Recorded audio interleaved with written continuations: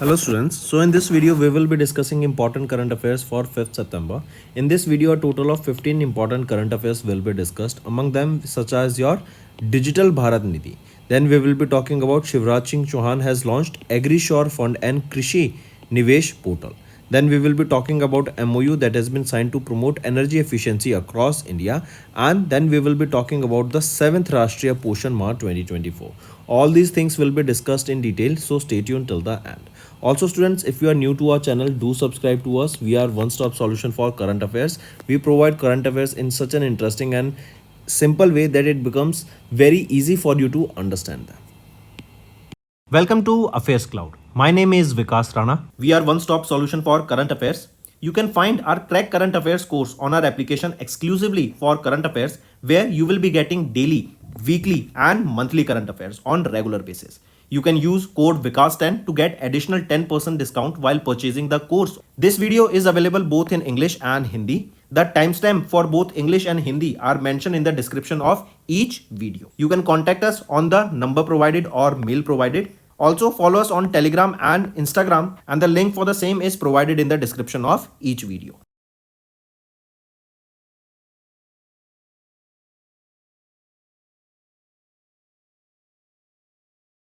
Also students, we have started a new initiative that is of handwritten notes. It is helpful to understand the news daily, time saving and very useful for your revision. Also friends, we have a DCA quiz that is available on two platforms, that is our first website careerscloud.in and second is our mobile application Careers Cloud mobile application that is available for Android users on Google Play Store. This quiz is very important, so do attempt this quiz on daily basis. Multiple questions in your competitive exams comes from this DCA quiz. This is of utmost importance, so do pay attention to it. Then if we look at the question here, the question asked is Indian Navy's P-8I aircraft along with stealth frigate INS Tabar participated in the 22nd edition of the Dash exercise, that is the Indo-French bilateral naval exercise that was held in Mediterranean Sea from 2nd to 4th of September 2024. What is the name of that exercise?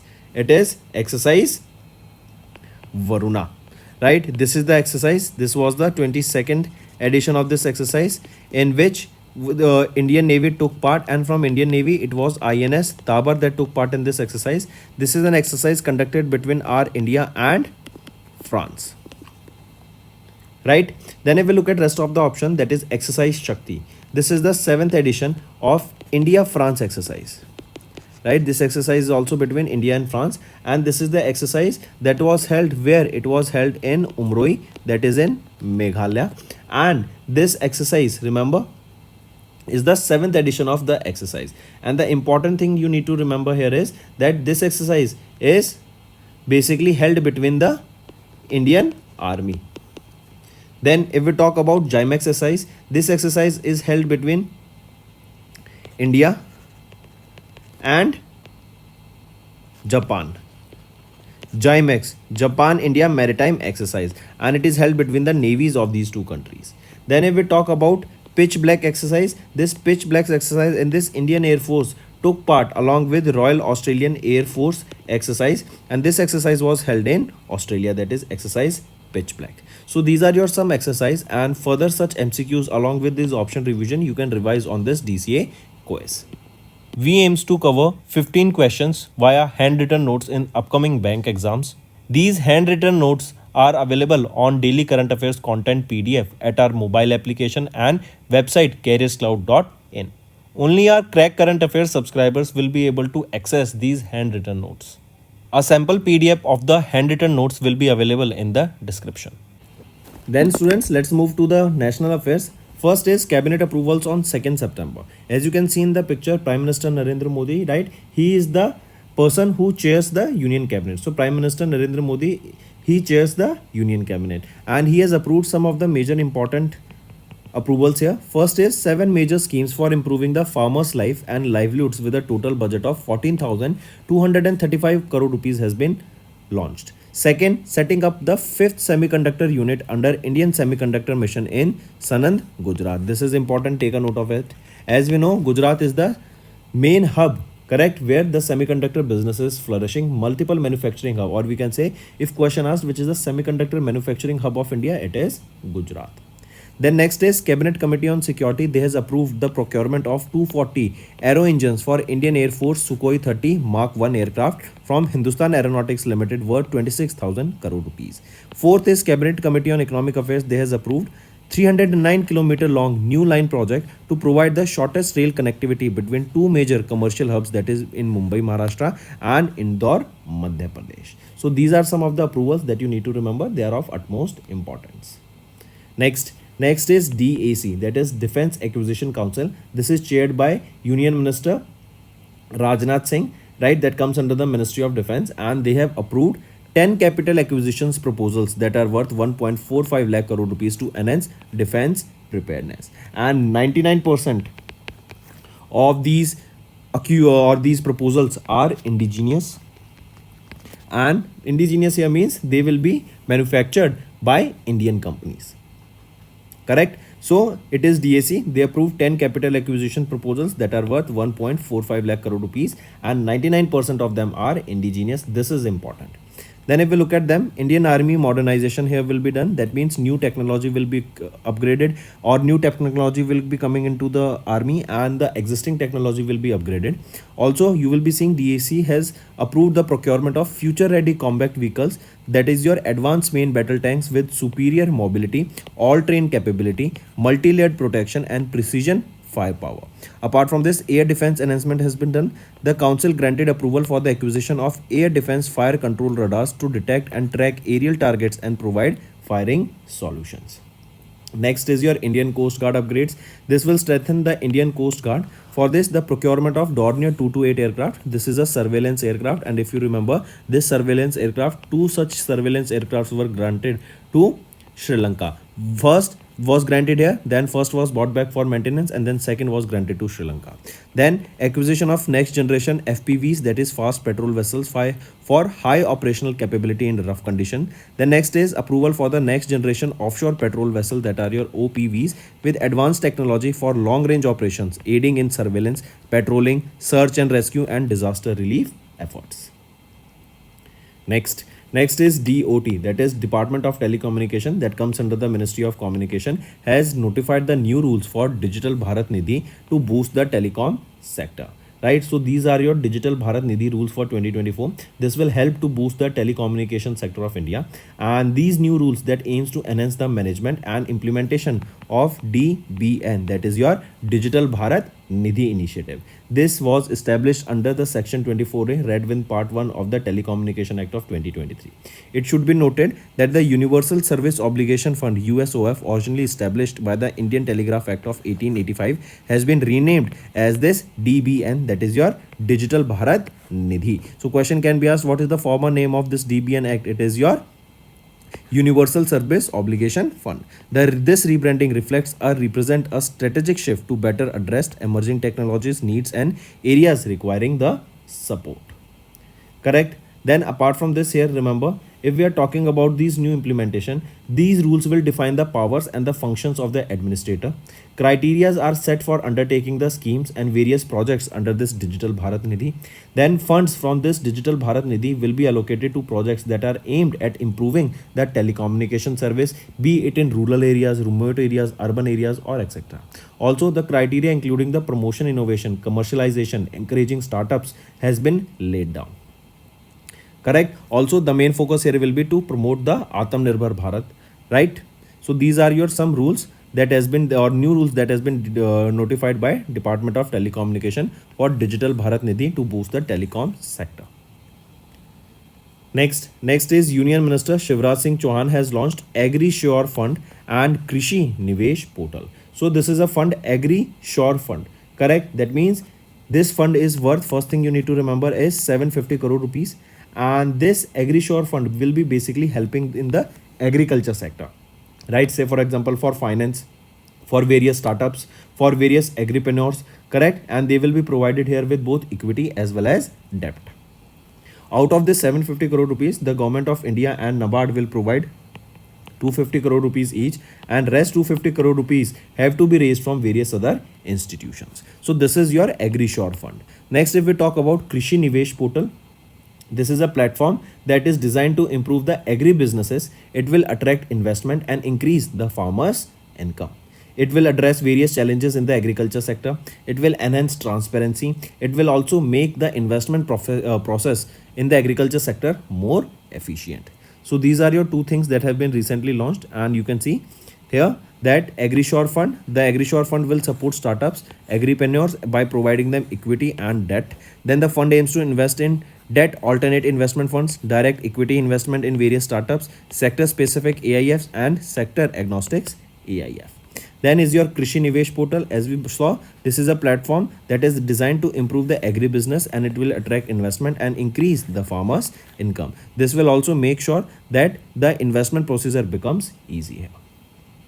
Correct. So here you can see under the AIF Alternate Investment Fund, 13 banks have been awarded with the AIF Excellence Award in 4 different categories. That is, SBI has been ranked first in Bharat and Rapid category, whereas Madhya Pradesh has emerged as the top performing state under the rupees 1 lakh crore rupees AIF scheme, followed by Maharashtra, UP, Punjab, Rajasthan, and so on. So these are your AIF fund. But main thing you need to remember here is about AgriSure Fund and Krishi Nivesh portal that has been launched by Shivraj Singh Chauhan. Correct. If we talk about this AIF, right, Agriculture Infrastructure Fund. So this scheme, remember, it was launched in 2020 with 1 lakh crore rupees outlay, and AIF provides loan at 6% interest rate after a 3% subsidy by the central government. The scheme has facilitated the creation of 6,623 warehouses, 688 cold stores, and 21 silos project, adding about 50 lakh tons of storage capacity across India. Next is NTH. What is NTH? National Test House. And BEE, that is Bureau of Energy Efficiency. So they together recently signed a memorandum of understanding to promote the energy efficiency across India. That means this energy efficiency means reducing carbon footprint. Right? This means shifting to renewable sources of energy. This means adopting renewable methods, sustainable methods, so that less pollution is created and the process become more sustainable. Correct. So for the same reason, this MOU has been signed between National Test House and BEE. If we talk about National Test House, who is the Director General here? Dr. Alok Kumar Srivastav. And where's the headquarter? It is in Kolkata, West Bengal. Next, if I ask you about BEE, Bureau of Energy Efficiency, who is Director General here? Shrikant Nagupalli. Where is the headquarter? It is in New Delhi, and it was established in 2002. Moving on. Next is Union Minister Annapurna Devi has launched the 7th Rashtriya Poshan Maha 2024. This Rashtriya Poshan Maha, that is your nutrition month. That is also named by the name Nutrition Month. Correct. And this has been launched. This is the 7th edition of this Rashtriya Poshan Maha, or your Poshan Maha, or your nutrition month, and this is observed, this Rashtriya Poshan month is observed in the entire September month. Right, this is a month-long campaign. This will intensify various efforts to combat malnutrition.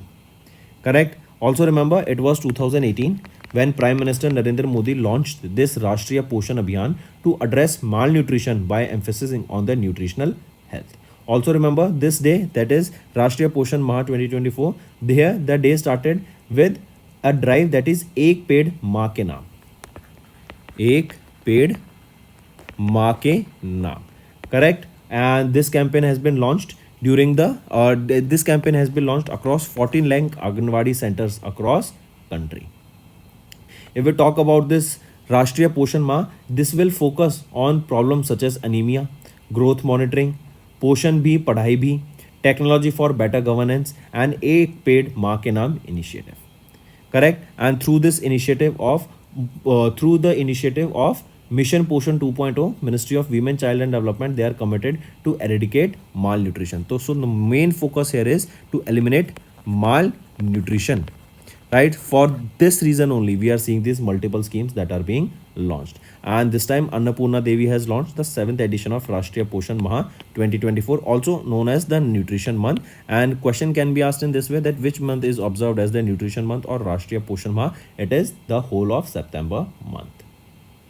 Next is we are talking about international affairs. So Indian Navy's P-8I aircraft participated in the 22nd Indo-French bilateral naval exercise Varuna. Correct. So first thing, remember, we are talking about Varuna and we saw this in demo question. Varuna is an exercise conducted between India and France. In this, which Indian naval ship took part? So in this, Indian naval ship INS Tabar took part here. And if we are talking about aircraft, it is Indian Navy's P-8I aircraft that took part in this exercise. Where was this exercise held? This question also becomes important. What is the location where this exercise was held? So this exercise was held in France, and this was held from 2nd to 4th of September. Correct? Important.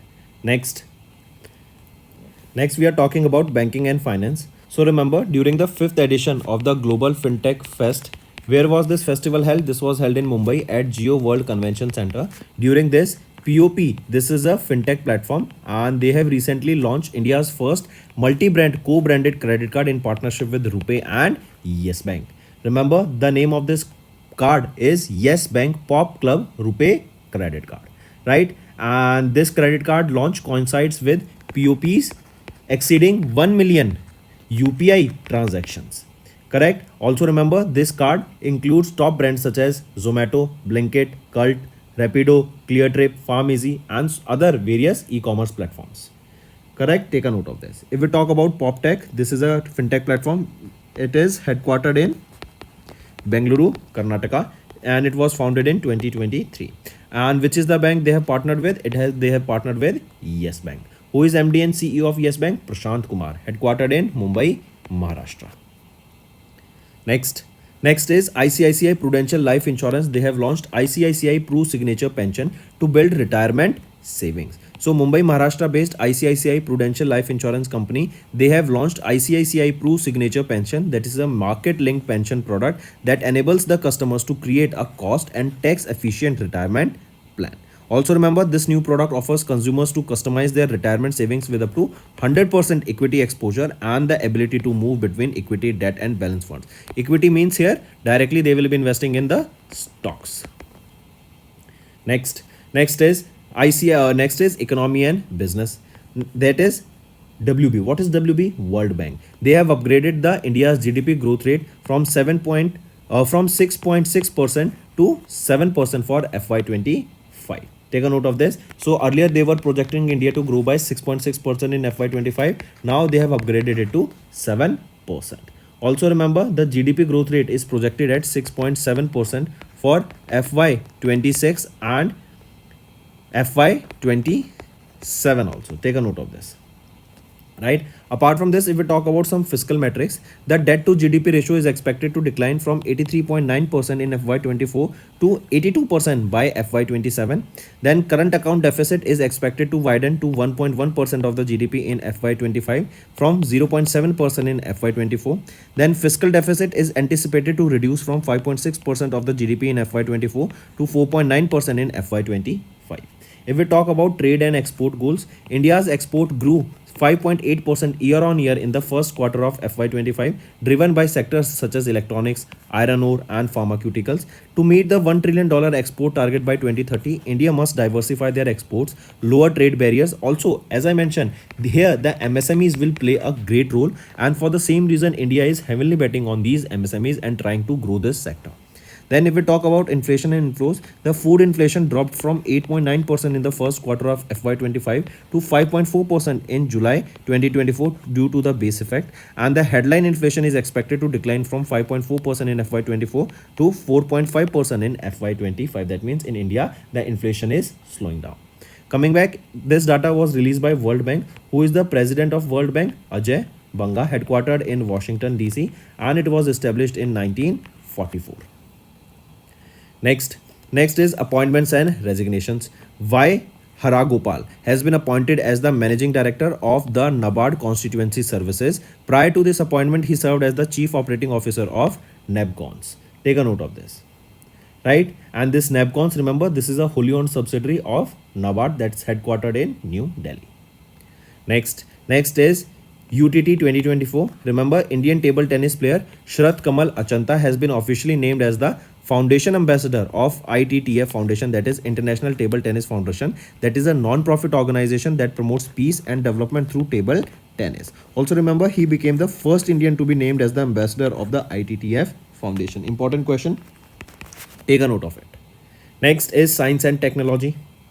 FWDA, that is your Flying Wedge Defense and Aerospace. This is a Bengaluru, Karnataka based company, right? This is a defense and aerospace company. They have announced the successful maiden flight of their indigenous unmanned bomber aircraft, that is FWB 200B. As you can see it in the picture, this is unmanned bomber aircraft, so it will be remotely controlled, correct? And it is FWDA, that is your Flying Wedge Defense and Aerospace Company. They have tested and they have completed the flight test of this FWD 200B, that is an unmanned bomber aircraft. This particular unmanned bomber aircraft is a kind of a MALE UAV. What is a MALE UAV? This stands for Medium Altitude Long Endurance Unmanned Aerial Vehicle. So it is a kind of a drone only. This will increase the India's defense as well as attack power. If we talk about this, the wingspan of this is 5 meters. It is 3.5 meter in length and it has a maximum takeoff weight of 102 kilograms. It can fly at a speed of 152 kilometer per hour with a maximum speed of 250 kilometer per hour.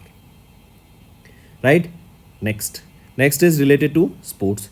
Grandmaster Karthikeya Venkataraman won the 61st National Chess Championship in Haryana. Right, this was the 61st edition of the National Chess Championship, and Grandmaster Karthik Venkataraman, he is from where? He is from which state? He is from Andhra Pradesh, has won the 61st edition of the annual National Chess Championship of India.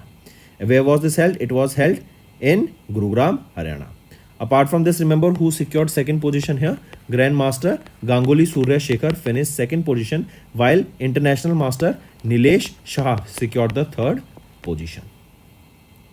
Next we will be talking about Durand Cup. Durand Cup is related to football, correct? So Northeast United Football Club won their first Durand Cup, defeating the Mohun Bagan in the finals. I repeat, Northeast United Football Club, they have won their first ever Durand Cup title by defeating Mohun Bagan Super Giants. This is a very famous football team by 4-3 in the penalty shootout at the 133rd Indian Oil Durand Cup. Where was the final held? It was held in Kolkata, West Bengal. So important, take a note of this. Was 103rd edition of the Durand Cup. Who won it? It was won by Northeast United Football Club, and this is first time they have won it. So that's all for the day, students. Now let's move to the one-liners. We saw the cabinet approvals. Then DAC has approved 10 capital acquisition proposals worth 1.45 lakh crore rupees, and 99% of them will be given to Indian companies. Then DOT has notified the new rules for Digital Bharat Nidhi to boost telecom access. Then Union Minister Shivraj Singh Chauhan has launched AgriSure Fund and Krishi Nivesh Portal. Then NTH and BEE, they have signed an MOU to promote energy efficiency across India. Union Minister Annapurna Devi has launched the 7th Rashtriya Poshan Maha 2024. Next, Indian Navy's P-8I aircraft participated in the 22nd Indo-French bilateral naval exercise Varuna. POP, this is a fintech company based out of Bengaluru, Karnataka. They have launched the India's first multi-brand co-branded credit card in partnership with RuPay and Yes Bank. Then ICICI Prudential Life Insurance has launched ICICI Pru Signature Pension to build retirement savings. Then World Bank, they have upgraded their estimate of India's GDP growth to 7% from 6.6% for FY25. Then Y. Hara Gopal appointed as the Managing Director of NEPCOMS. Next, UTT 2024, here remember Sharath Kamal named the first Indian ambassador of the ITTF Foundation. This is important as he will be the first ambassador here. Then FWDA, they have announced the successful maiden flight of a MALE UAV, that is Unmanned Bomber Aircraft FWD 200B. This is the name of this unmanned bomber aircraft, and this will significantly increase the India's defense power. Then Grandmaster Karthik Venkataraman won the 61st National Chess Championship in Haryana. Durand Cup was held. It was won by Northeast United Football Club, and this was their first ever Durand Cup win, and they defeated Mohun Bagan Super Giants in the final. So that's all for the day, students. Now let's move to some revision part.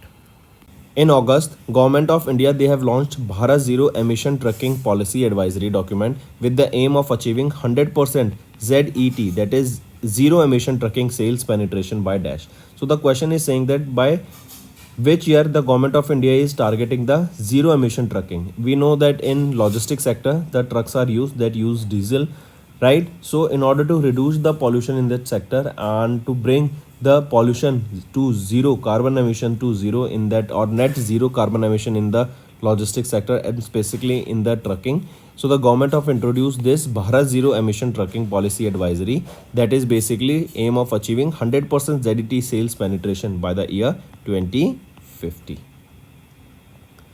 Next, in August, Ministry of Health Affairs and Family, they have launched Dash portal of the National Medical Commission developed by National Health Authority.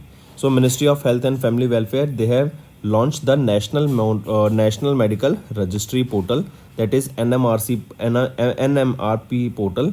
Correct, this National Medical Registry portal is a centralized database, right? And in this you will be seeing that all the doctors, all the MBBS doctors, their data will be maintained on this National Medical Registry portal.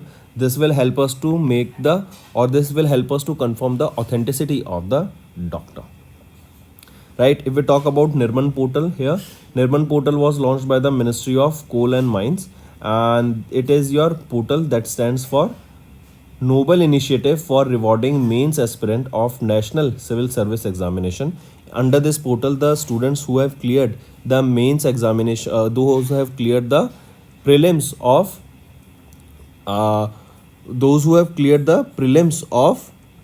UPSC, they will be awarded with certain amount of money. Next, which country has recently signed an MOU with DARPG to foster cooperation in the public administration and governance reform for the 5 years? It is Malaysia, right? Malaysia is that country that signed this MOU with DARPG to foster cooperation in public administration and governance reforms for next 5 years. Next, in which city the third Japan-India 2+2 Foreign and Defense Minister meeting was held? It was held in New Delhi, right? The third edition of India-Japan 2+2 Foreign and Defense Minister meeting was held in New Delhi. Next, which bank has recently introduced a new saving account by the name Avni for women empowerment? So this Avni bank account was launched by Bandhan Bank, and this has been launched specifically for women empowerment, and this product will offer a specially designed MasterCard Platinum debit card. Next, which bank has recently signed a $500 million loan agreement with India for Maharashtra Tertiary Care and Medical Education Sector Development Program? Which is that bank or organization? That is Asian Development Bank, and they will be contributing $500 million here for the Maharashtra Tertiary Care and Medical Education Sector Development Program. This program will help to establish 4 medical colleges with tertiary care hospitals. Next is name the Indian athlete who has recently finished second in the javelin throw event at the 2024 Lausanne Diamond League held in Switzerland. So name that Indian athlete. He will be Neeraj Chopra. He secured second, that means he has secured silver medal at the Lausanne Diamond League 2024. Also remember, he threw 89.49 meter. If we talk about Paris Olympic Games, in this also he secured silver medal. Next, name the Indian cricketer who has recently announced retirement from both international and domestic cricket. Shikhar Dhawan. Shikhar Dhawan has announced retirement from both international and domestic cricket. If we talk about Gautam Gambhir has been appointed as the new head coach of India's men cricket team. Next, name the Indian businessman who has been recently barred from the securities market by SEBI. Who he will be? Very famous person, Anil Ambani. He has been barred from securities market by SEBI. Also, SEBI has imposed a penalty of 25 crore rupees on Anil Ambani. Next is homework. First, 3 current affairs from defense sector. Second, 3 current affairs from sports sector.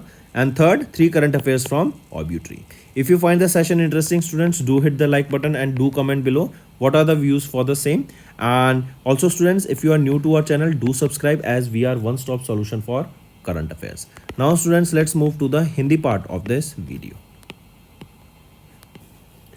Hello students, तो आज के video में 5 सितंबर के important current affairs discuss करेंगे।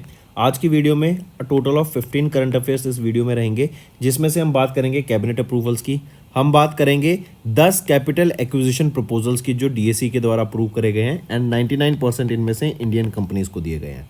फिर हम बात करेंगे डिजिटल भारत निधि की, यहीं पे हम बात करेंगे एग्रीश्योर फंड एंड कृषि निवेश पोर्टल की, यहीं पर हम बात करेंगे एक एमओयू साइन किया गया है ताकि एनर्जी एफिशिएंसी को अक्रॉस इंडिया बढ़ावा दिया जा सके, एंड 7वें राष्ट्रीय पोषण माह की। एंड तक बने रहिएगा, काफ़ी अच्छा सेशन रहेगा, काफ़ी कुछ यहाँ पर आपको सीखने को मिलेगा। एंड अगर आप नए हैं और अभी तक हमारे चैनल को सब्सक्राइब नहीं किया, जल्द से जल्द सब्सक्राइब कर लीजिए। We are one stop solution for current affairs.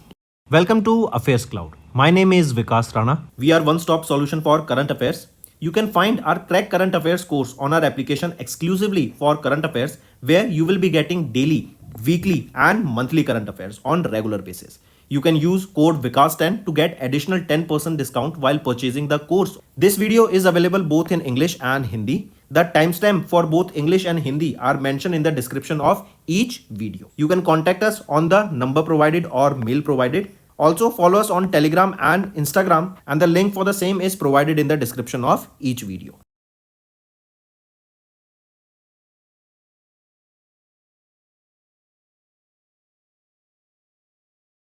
Also students, we have started a new initiative that is of handwritten notes. It is helpful to understand the news daily, time saving and very useful for your revision. Then students, we have a DCA quiz. इस quiz को आप attempt कर सकते हैं दो जगह पर। पहली है वेबसाइट careerscloud.in एंड दूसरी आ जाती है हमारी mobile application carriers cloud mobile application. Android users के लिए अवेलेबल है गूगल प्ले स्टोर पर। इस क्विज को जरूर से अटेम्प्ट करा करो। बहुत सारे ऐसे क्वेश्चंस होते हैं जो आपके कॉम्पिटिटिव एग्जाम्स में डायरेक्ट हमारी क्विज से आपको देखने को मिलेंगे। अगर यहाँ पे डेमो क्वेश्चन की बात करें तो क्वेश्चन है इंडियन नेवी का P-8I aircraft along with stealth frigate जो कि है INS ताबर, इन्होंने पार्टिसिपेट किया अभी 22वें एडिशन ऑफ कौन सी एक्सरसाइज में, जो कि इंडिया और फ्रेंच के बीच में हुई थी। ये नेवल एक्सरसाइज थी। कहाँ पर हुई थी? मेडिटेरियन सी में हुई थी एंड फ्रांस में हुई थी ये एक्सरसाइज। तो क्या नाम रहेगा एक्सरसाइज का? ये है एक्सरसाइज वरुणा। मार्क करके चलेंगे, ये आपकी 22वां एडिशन था इस एक्सरसाइज का।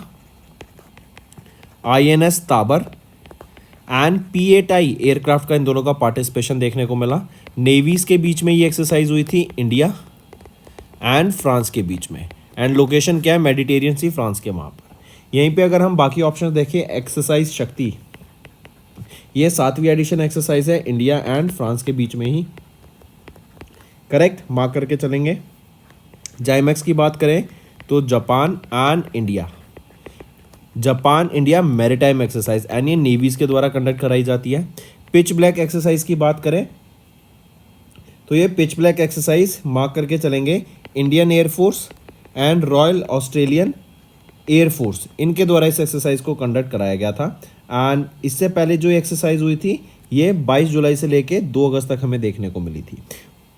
राइट, ऐसे ही क्वेश्चंस को रिवाइज करने के लिए एंड ऐसे ही MCQ एंड ऐसे ही ऑप्शंस को रिवाइज करने के लिए इस DCA क्विज को जरूर से अटेम्प्ट करा कीजिए। We aims to cover 15 questions via handwritten notes in upcoming bank exams. These handwritten notes are available on daily current affairs content PDF at our mobile application and website careerscloud.in. Only our Crack Current Affairs subscribers will be able to access these handwritten notes. A sample PDF of the handwritten notes will be available in the description.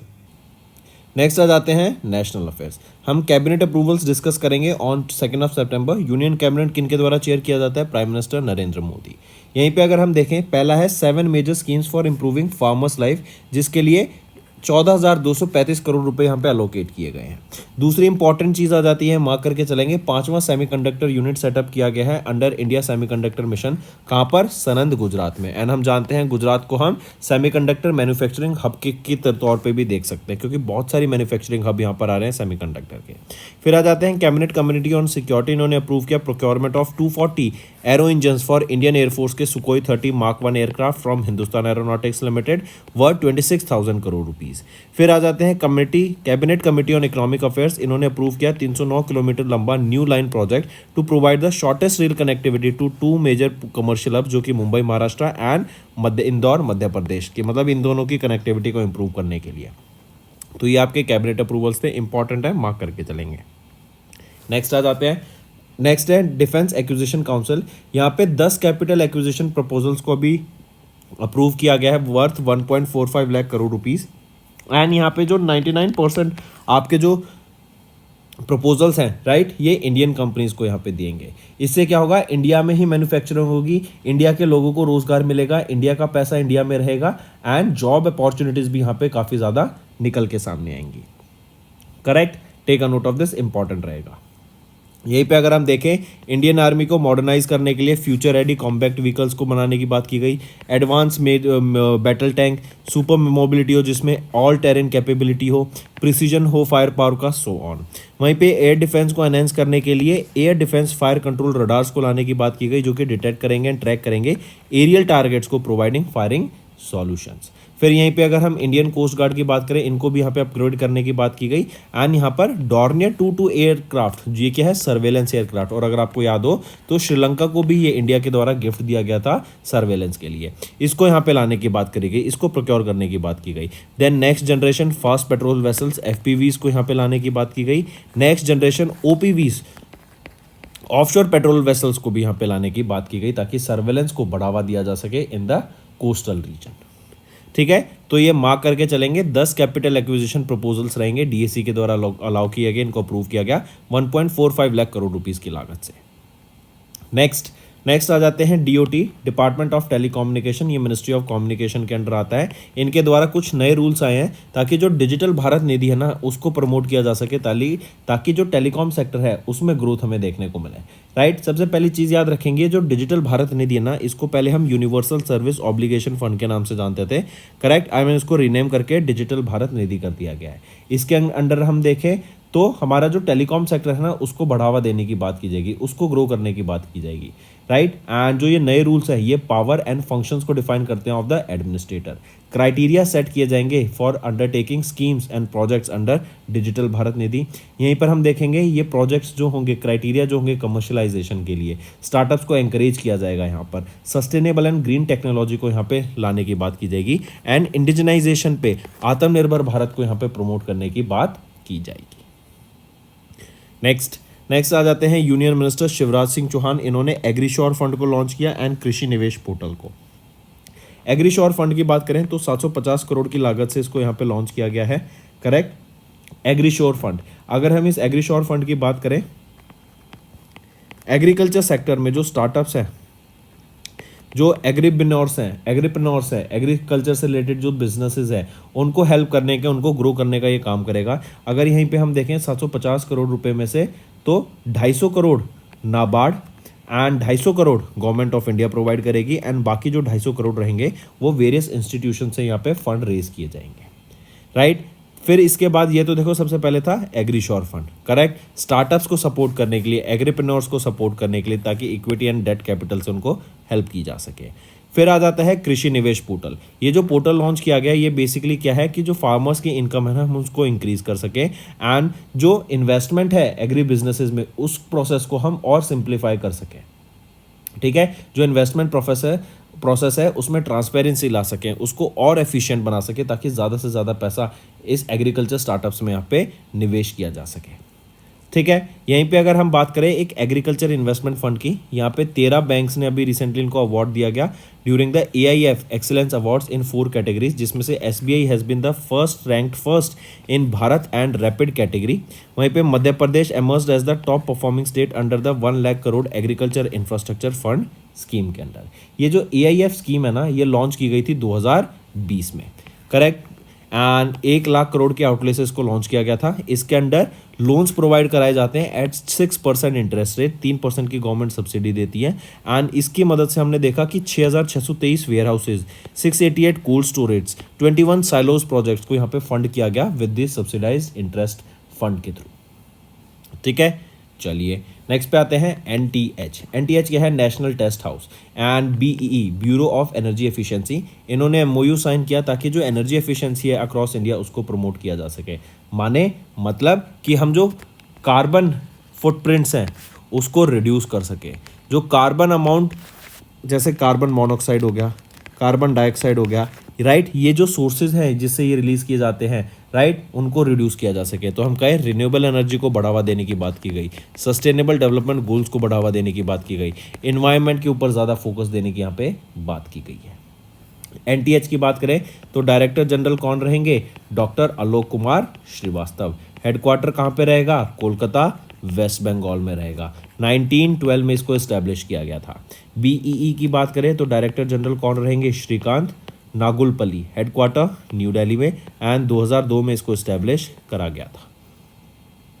Next आ जाते हैं union minister Annapurna देवी। इन्होंने 7वां राष्ट्रीय पोषण माह को launch किया गया। ये पूरे के पूरे सितंबर महीने में हम इसको ऑब्जर्व करते हैं। बेसिक एम क्या रहता है इसका? माल न्यूट्रिशन को ख़त्म करना है, राइट। न्यूट्रिशन का बेनिफिट लोगों को बताना है, एंड जिन लोगों को डेली बेसिस पे खाना नहीं मिलता उनको प्रॉपर न्यूट्रिशन यहाँ पे प्रोवाइड किया जा सके, उनकी वेलबींग का ध्यान दिया जा सके। इसीलिए इस राष्ट्रीय पोषण माह को लॉन्च किया गया था, जो कि पूरे सितंबर महीने में ऑब्जर्व किया जाता है। राष्ट्रीय पोषण माह को हम एक और नाम से जानते हैं, वो क्या रहेगा? वो है पोषण माह, या फिर हम बोले न्यूट्रिशन मंथ। ठीक है, मार्क करके चलेंगे, इंपॉर्टेंट रहेगा। फिर ये जो इवेंट था ना राष्ट्रीय पोषण माह, इसको स्टार्ट किया गया एक कैंपेन से, जो कि था एक पेड़ माँ के नाम से, राइट। मतलब पेड़ लगाकर यहाँ पे इनिशिएट किया गया इसको, एंड 14 लाख आंगनवाड़ी सेंटर्स में अक्रॉस द कंट्री इस कैंपेन को सेलिब्रेट किया गया, एंड कैंपेन्स के थ्रू इस राष्ट्रीय पोषण माह की अवेयरनेस क्रिएट की गई। ठीक है, मार्क करके चलेंगे, इंपॉर्टेंट रहेगा।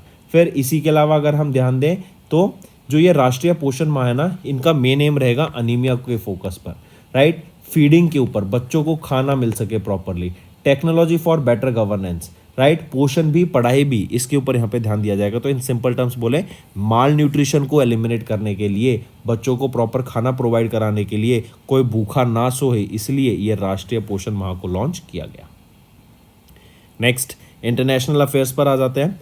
इंडियन नेवी का aircraft P-8I and INS Tabar, इनका पार्टिसिपेशन हमें देखने को मिला वरुण एक्सरसाइज में।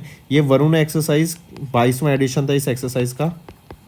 इंडिया एंड फ्रांस के बीच में ये एक्सरसाइज हमें देखने को मिली मेडिटेरियन सी में, जो कि फ्रांस के वहाँ पर है, राइट। एंड ये भी हमने डेमो क्वेश्चन में भी देखा था। इसी के अलावा 2 से लेकर 4 सितंबर तक इस एक्सरसाइज को कंडक्ट कराया गया था। तो ये चीज़ इंपॉर्टेंट है, मार्क करके चलेंगे।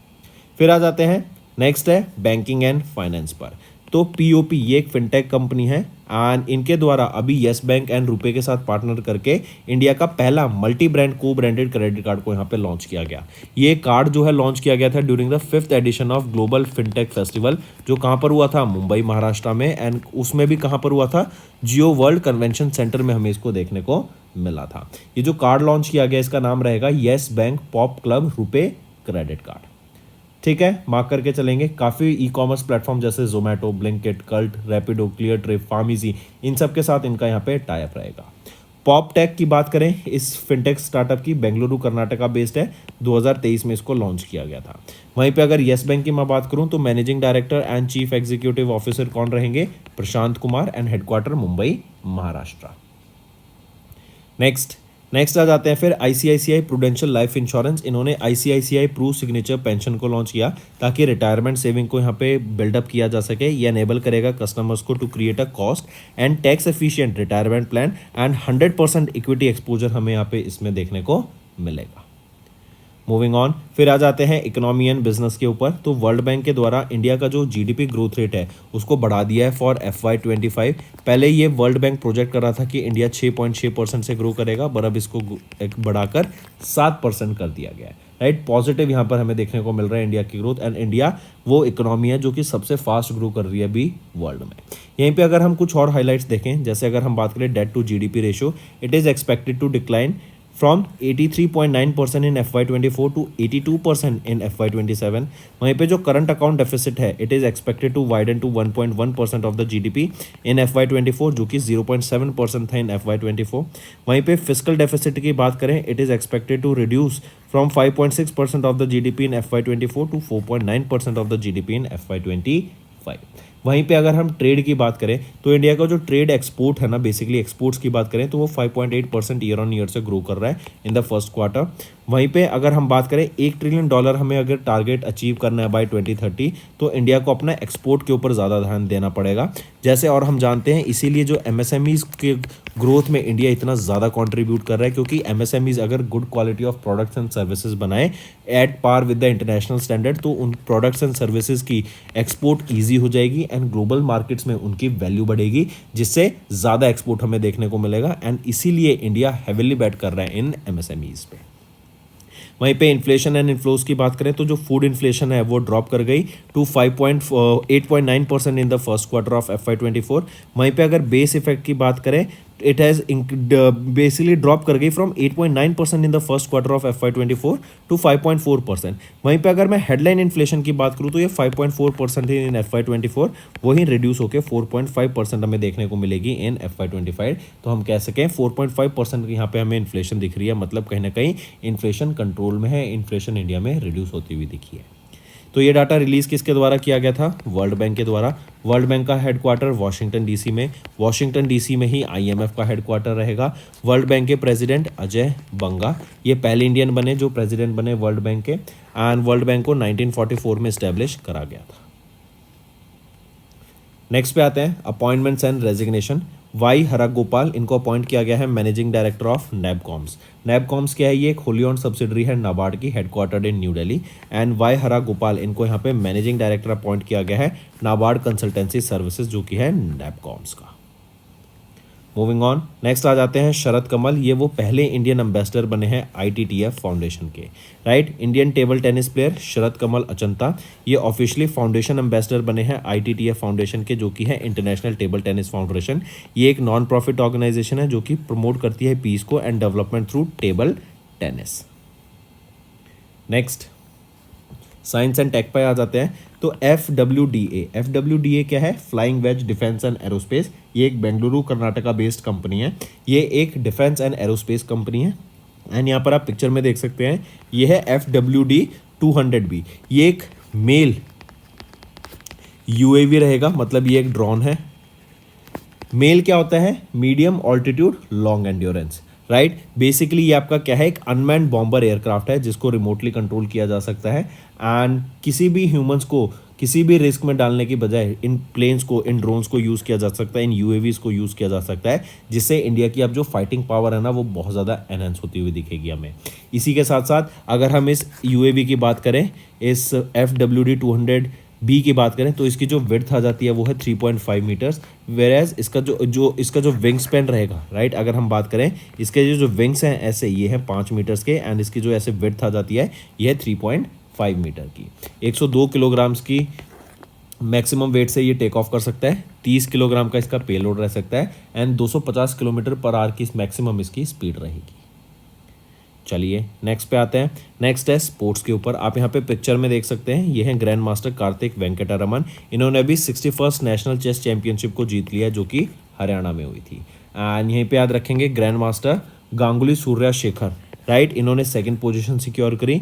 वहीं पर अगर हम बात करें इंटरनेशनल मास्टर नीलाश शाह, इनकी थर्ड पोजीशन यहाँ पे रही। चलिए नेक्स्ट पे आ जाते हैं फिर दुरंत कप। दुरंत कप किस स्पोर्ट से बिलोंग करता है? तो ये फुटबॉल से रिलेट करता है। दुरंत कप का अभी हमें 133rd एडिशन देखने को मिला, जिसमें north east United football club ने अभी अपने पहली बार दुरंत कप टाइटल को जीत लिया है। इन्होंने किन को हराया? वेरी फेमस मोहन बगान सुपर जायंट्स को इन्होंने फाइनल में हराया in the penalty shoot out by 4-3। And ये वो पहली बार इन्होंने north east United football club ने पहली बार दुरंत कप को जीता है, जो कि 133rd एडिशन था दुरंत कप का। कहाँ पर हुआ था ये? कहाँ पे इवेंट हुआ था फाइनल? कोलकाता वेस्ट बंगाल में हमें देखने को मिला था। ठीक है, तो दोस्तों ये थे हमारे आज के इंपॉर्टेंट करंट अफेयर्स। अब आ जाते हैं वन लाइनर्स पर। कैबिनेट अप्रूवल्स हम देख चुके हैं। DAC ने अप्रूव किया 10 capital acquisition proposals worth 1.45 lakh crore rupees to enhance defence preparedness and 99% यहाँ पर आपके इंडिजीनियस रहेंगे। देन डिपार्टमेंट ऑफ टेलीकम्युनिकेशन ने नोटिफाई करे नए rules for digital Bharat Nidhi to boost telecom access. Then union minister Shivraj Singh Chouhan ने लॉन्च किया एग्रीश्योर फंड एंड कृषि निवेश पोर्टल को। NTH and BE इन्होंने साइन किया MOU to promote energy efficiency across India. Union minister Annapurna Devi ने लॉन्च किया 7th राष्ट्रीय पोषण माह 2024 को। देन इंडियन नेवी का P8I एयरक्राफ्ट ने पार्टिसिपेट किया in the 22nd Indo French bilateral naval exercise Varuna में। पीओपी ने लॉन्च किया है इंडिया का पहला multi brand co branded credit card in partnership with RuPay and Yes Bank. ये एक फिनटेक प्लेटफॉर्म है based in Bengaluru Karnataka. Then ICICI Prudential life insurance इन्होंने लॉन्च किया ICICI Pru signature pension to build retirement savings. Then West Bengal World Bank not West Bengal World bank ने upgrade किया इनका India का GDP growth data to 7%, जो कि वो पहले प्रोजेक्ट कर रहे थे 6.6% फॉर FY25। एंड वाई हरा गोपाल इनको अपॉइंट किया गया एज एमडी ऑफ नेपकॉम्स। नेक्स्ट आ जाते हैं शरद कमल, इनको नेम किया गया as the first Indian ambassador of ITTF foundation. FWDA इन्होंने अनाउंस किया successful maiden flight of male UAV जो है FWB-200B, ये एक अनमैन्ड बॉम्बर एयरक्राफ्ट रहेगा। Then grand master Karthik Venkataraman ये 61st नेशनल चेस चैंपियन बने इन हरियाणा, इन्होंने जीत लिया इसको, करेक्ट, ये हरियाणा में हुआ था इसका फाइनल्स।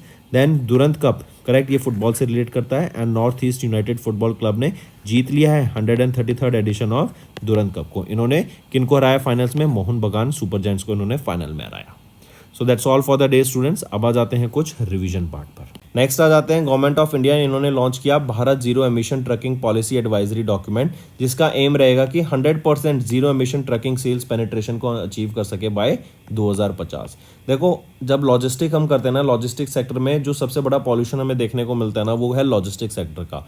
जो ट्रक्स होते हैं वो आपका डीजल्स यूज़ करते हैं बेसिकली, उससे पॉल्यूशन क्रिएट होता है। तो क्यों ना हम उसको रिड्यूस कर सके, क्यों ना हम उन ट्रक्स को ग्रीन हाइड्रोजन, उनको हम ग्रीन अमोनिया या फिर इलेक्ट्रिक व्हीकल्स पर हम उनको शिफ्ट कर सके, जिससे पॉल्यूशन ना के बराबर हो। Next, ministry of health and family welfare इन्होंने लॉन्च किया कौन सा portal of the national medical commission developed by national health authority. तो जो पोर्टल का नाम पूछा जा रहा है वो क्या नाम रहेगा इस पोर्टल का जो लॉन्च किया गया है? वो है नेशनल मेडिकल रजिस्ट्री पोर्टल। ये नेशनल मेडिकल कमीशन के अंडर लॉन्च किया गया है एंड इसको डेवलप किया गया है नेशनल हेल्थ अथॉरिटी के द्वारा। ये जो पोर्टल होगा नेशनल मेडिकल रजिस्टर पोर्टल, इस पे जो भी MBBS डॉक्टर्स होंगे उनका प्रॉपर डाटा होगा, उनकी प्रॉपर एक ID होगी, जिससे ट्रांसपेरेंसी मेंटेन की जा सकती है एंड किसी भी डॉक्टर की ऑथेंटिसिटी अगर चेक करनी है तो आप वहाँ यहाँ से कर पाएंगे। सभी डॉक्टर्स को यहाँ पे रजिस्टर होना पड़ेगा। नेक्स्ट, किस कंट्री ने रिसेंटली साइन किया एक MOU department of administrative reforms and public grievances के साथ to foster cooperation in public administration and governance reform for the next 5 years। तो किसने MOU साइन किया DARPG के साथ अभी रिसेंटली? तो कौन सी कंट्री है? वो है मलेशिया के साथ ये MOU साइन किया गया है। आने वाले 5 साल के लिए MOU साइन किया गया है public administration and governance reforms के लिए। नेक्स्ट, किस सिटी में 3rd Japan India 2+2 foreign and defence minister meet अभी हमें देखने को मिली? तो ये न्यू दिल्ली में हुई थी जापान की एंड इंडिया की 2+2 foreign and defence minister dialogue meet. Next, किस बैंक ने भी नया सेविंग अकाउंट लॉन्च किया है अपना, जिसका नाम है अवनी। ये स्पेशली वीमेंस के लिए लॉन्च किया गया है, वीमेन एम्पावरमेंट के लिए। प्रोडक्ट का नाम है अवनी, ये लॉन्च किया गया है बंधन बैंक के द्वारा। ठीक है, बंधन बैंक के द्वारा लॉन्च किया गया और यहीं पे एक मास्टर कार्ड प्लेटिनम या फिर Mastercard platinum debit card भी लॉन्च किया गया specifically for women's requirement. Next, किस बैंक ने रिसेंटली साइन किया $500 million loan agreement with India for Maharashtra tertiary care and medical education sector development programme के लिए? तो वो है एशियन डेवलपमेंट बैंक, राइट। इन्होंने यहाँ पे साइन किया ये $500 million का loan agreement with India for Maharashtra tertiary care and medical education sector development programme के लिए। ठीक, मार्क करके चलेंगे। यहीं पे अगर मैं बात करूँ सोसाइटी जनरली की, तो इन्होंने रिन्यू के साथ भी पार्टनर किया है, ताकि जो ग्लोबल ट्रांजिशन हो रहा है ना एनर्जी का, रिन्यूएबल एनर्जी पे हम शिफ्ट हो रहे हैं, उसमें कंट्रीब्यूट कर सके इंडिया का, एंड इंडिया का जो नेट जीरो गोल्स का टारगेट है उसको अचीव करने में इनकी मदद कर सके। Next, name the Indian athlete who has recently finished second in the javelin throw event at the 2024 Lausanne diamond league held in Switzerland. तो क्या नाम है उन इंडियन एथलीट का? वो है नीरज चोपड़ा। इन्होंने डायमंड लीग में यहाँ पे सिल्वर मेडल जीता। इवन जो भी पेरिस ओलंपिक गेम्स हुए थे वहां पर भी इनके द्वारा सिल्वर मेडल जीता गया। Next, name the Indian cricketer who has recently announced retirement from both international and domestic cricket. तो किन्होंने रिटायरमेंट ले ली है? वो है शिखर धवन, राइट। इंटरनेशनल और नेशनल क्रिकेट से इन्होंने रिटायरमेंट ले लिया है और इनको गब्बर के नाम से भी जाना जाता है। यहीं पे अगर हम देखें तो गौतम गंभीर ये इंडियन मेंस टीम के हेड कोच यहाँ पे अपॉइंट किए गए हैं। Next, name the Indian businessman who has been recently barred from the securities market by SEBI. तो किनको बार किया गया है? वो है अनिल अंबानी, राइट। इन्होंने अपनी कंपनी में कुछ गलत लोन्स लिए, गलत लोन्स को फंक्शन यहाँ पे स्पेंड किया, राइट। तो इसलिए इनको यहाँ पे बार किया गया एंड यहाँ पे 25 करोड़ की पेनल्टी भी इन पे इम्पोज की गई है बाय सेबी। नेक्स्ट, किस ऑर्गेनाइजेशन ने रिसेंटली साइन किया एक MOU with the department of post to develop geo coded addressing system. इस जियो कोडिंग एड्रेसिंग सिस्टम से क्या होगा, बेसिकली जो आपके डिलीवरी पार्टनर्स हैं उनको जो आपकी लोकेशन है, जो एड्रेस है, वो एक्यूरेटली यहाँ पे मिल पाएगा और एक्यूरेसी हमें देखने को मिलेगी। जैसे जो ऊबर कार्स हो गई, ऊबर राइड्स हो गई, राइट, आपकी इसमें बहुत ज़्यादा आपको बेनिफिट देखने को मिलेगा। मतलब जिस भी सर्विस में लोकेशन की बात आ जाती है ना, उसमें लोकेशन फाइंड करना और ज़्यादा यहाँ पे ईजी हो जाएगा और ज़्यादा वो हो जाएगा आपका, क्या कहते हैं, मतलब एक्यूरेट हो जाएगा। ठीक है, तो ये कौन सा, किस ऑर्गेनाइजेशन ने यहाँ पे साइन किया है ये एमओयू, तो ये साइन किया गया है नेशनल रिमोट सेंसिंग सेंटर के द्वारा। Next, name the portal launch by the ministry of coal to assess the safety status of coal mines. तो क्या नाम रहेगा उस पोर्टल का, वो है आपका Indian coal mines safety report portal. And यहाँ पे जो कोल माइंस में एक्सीडेंट्स होते हैं उसके खिलाफ सेफ्टी प्रोवाइड कराने के लिए वर्कर्स के लिए इसको लॉन्च किया गया है। नेक्स्ट है हमारा होमवर्क। फर्स्ट है 3 current affairs from defence, second 3 current affairs from sports, third 3 current affairs from obituary. अगर सेशन पसंद आए तो वीडियो को लाइक करना स्टूडेंट्स एंड कमेंट करके ज़रूर बताना आपके क्या व्यूज़ रहेंगे। ऐसा ही हम सेशन डेली बेसिस पे लाते रहेंगे एंड विल मेक श्योर कि आपको कंटेंट डेली बेसिस पे बहुत इजी से एंड अंडरस्टैंडिंग वे में हम आपको सिखा सकें, ताकि आपको चीज़ें रटने की ज़रूरत ना पड़े, आप उनको समझ सकें। एक बार वीडियो देख के ही आपको चीज़ें याद हो जाए, आपको उसका आइडिया लग जाए। अगर सेशन पसंद आया तो ज़रूर से लाइक कीजिएगा एंड अगर आप हमारे साथ अभी नए जुड़े हैं तो हमें ज़रूर से सब्सक्राइब कीजिए। We are one stop solution for current affairs.